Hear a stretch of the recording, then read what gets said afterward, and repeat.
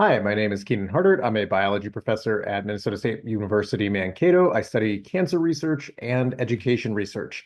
So today we've got some data up here from some of my education research, and we are going to perform a Poisson regression where we're going to take different counts of data, specifically in this case, what I've got highlighted here in reviews that are kind of non-normal, basically. The reason that you use Poisson instead of multiple linear regressions in this case is that we're going to be able to see when data starts kind of at zero and then is going to kind of keel off to the rare events, like a histogram like that.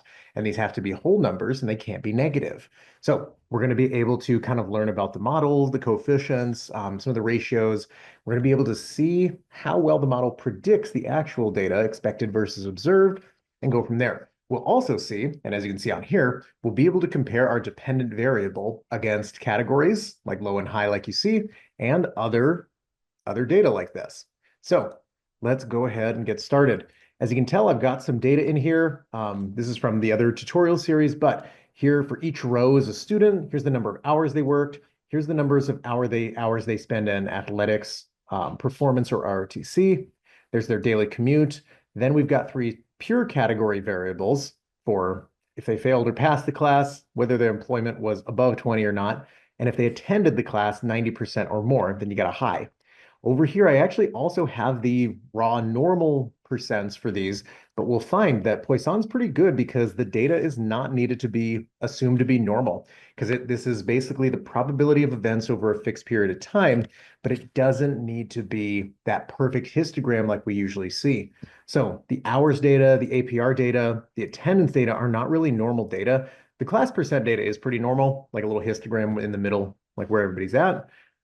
But let's go ahead and see what happens here. So with the results, you want to click on New Analysis. You want to go over here. Actually, doesn't have its own name. You got to find multiple linear regression, and you are in multiple variable analyses right here. So I want to include everybody. That's going to be good. I'm going to hit OK. And right here, you want to go ahead and click Poisson right there. Okay. All the Y values, subjects, events, perfect. What I want to know, I'm going to compare everybody against the dependent thing that I want. For my research, I actually want to know how do the factors influence together the number of reviews that students attend. Because I'll tell you right now, most of them are at zero, then quite a few go to one, quite a few still go to two, and then it kind of tails off into the really rare events. We'll be able to visualize that too. Next thing that you want to do, if you do have some categorical variables, like I do have attendance, employment, and class result, you do want to give it a reference for what direction you want to kind of say, what's my expected outcome? What's my control, essentially? So in this case, I'm going to say, well, attendance, I actually would expect to be high. Employment, I would expect to be low. And result, I would expect them to pass. So let's go ahead and see everything here. The rest of the setup is probably going to be pretty good to just leave on default.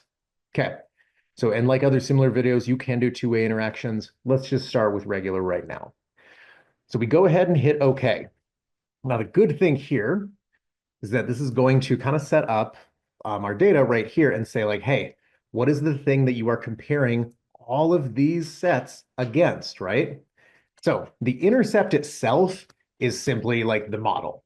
So that's not strictly like a variable. That is everybody's influence in on one thing, essentially.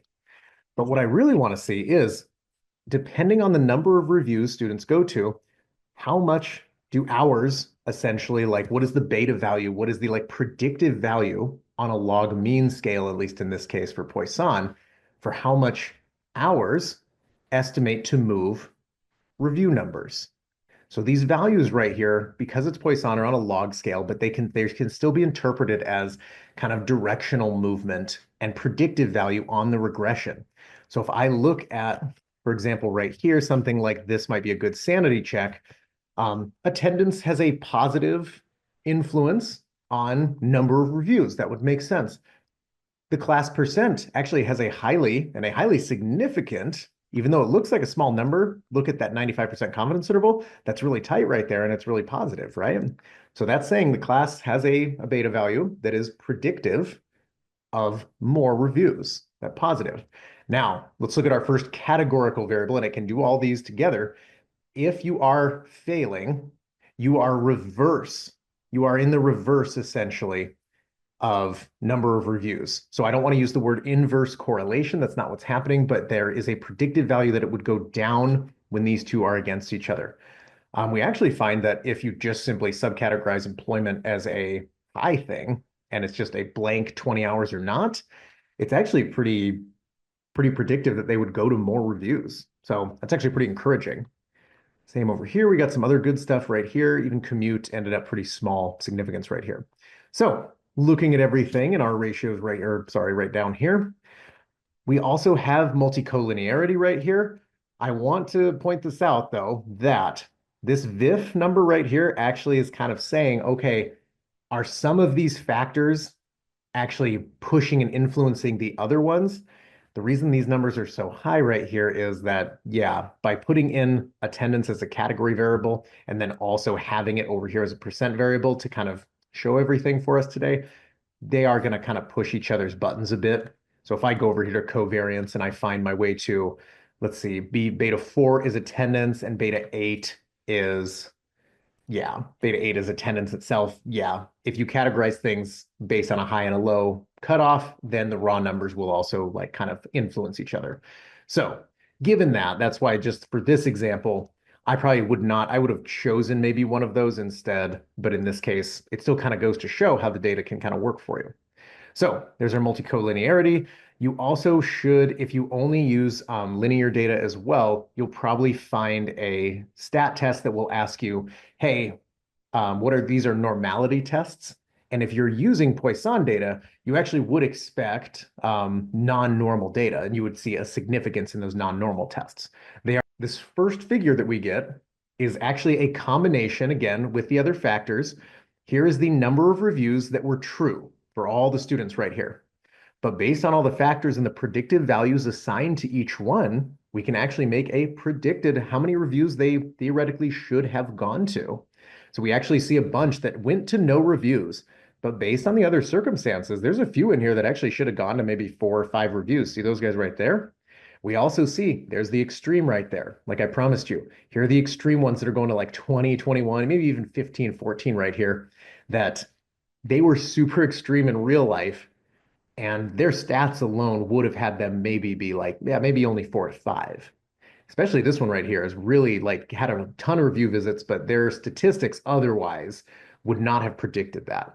So residuals, just like the old stuff, how far were you off on the model, essentially? Were you off in the negative direction from the predicted value? Were you off in the positive direction? The only thing right here that's different with this homodicity plot is that this is an absolute value. So the negative values that you just saw in the last plot are simply called how far away were you from the model? That's that. This is pretty neat because, again, you can zero in right here and say like, hey, there's row 76. I want to see why they were so far off. And that's kind of a neat way to kind of look through stuff. If you did have your data ordered, it can go like this. I actually did have my data ordered based on class performance. So these were actually the lowest performers over here to the highest performance over here. So by actually inputting the data that I had in a setup right here, so see how class is already set up in row number to go from lowest to highest. Look how cool this gets. That actually my model's a better fit for down low. So I am more, I'm kind of looking at this on my own, but the model kind of expands as I was like, hey, as you do better in class, it didn't seem to matter about review visits for residuals. So kind of maybe a sad truth about teaching, we'll see. So here's that collinearity plot that we talked about. This was that table that we saw before, and that's where I showed you like, yeah, total raw attendance versus the category high or low of attendance is super influencing each other's variance. Like we saw on the last Poisson regression, it's when we have these results up here, for example, the employment category stat and the hours category stat were like off the charts covariance, same for attendance and employment. Why don't we just do this where we say attendance and employment, we're going to get rid of these and rerun the Poisson. I still think that the class and then the result one is probably going to be pretty strong again, but that's okay. And again, my dependent is still going to be reviews. That's what I want to do. So again, I'll go to multiple lin. Everybody's fine here. We're going to go Poisson. I want the dependent to say reviews and say like, hey, did reviews meaningfully impact these guys? Let's go ahead and make our reference levels all set. So let's say the default level is hopefully going to be pass. Next, make sure everything looks good, and we should be good. Yep, got all my residuals. Perfect. Okay, so now that we're going to run through here, we're going to be able to look at things a little more even. Perfect. All right, so commute actually looks like it had something to do with, and attend and class percent were highly set up with those. The VIF numbers again are fairly strong again right here, but nothing out of line like we saw before where I was like putting in too many categorical things that were sort of the same thing as some of the data stuff. So with reviews, this gives us some great data in terms of, which direction you're kind of going to go, depending on the number of reviews you do. Now we can check our parameters again and see, hey, look, let's see who are some big guys are here. So there's a big one. There's a negative one right there. So that's the intercept. Um, let's see if I can find any really large ones. Maybe this one, B4 and B5.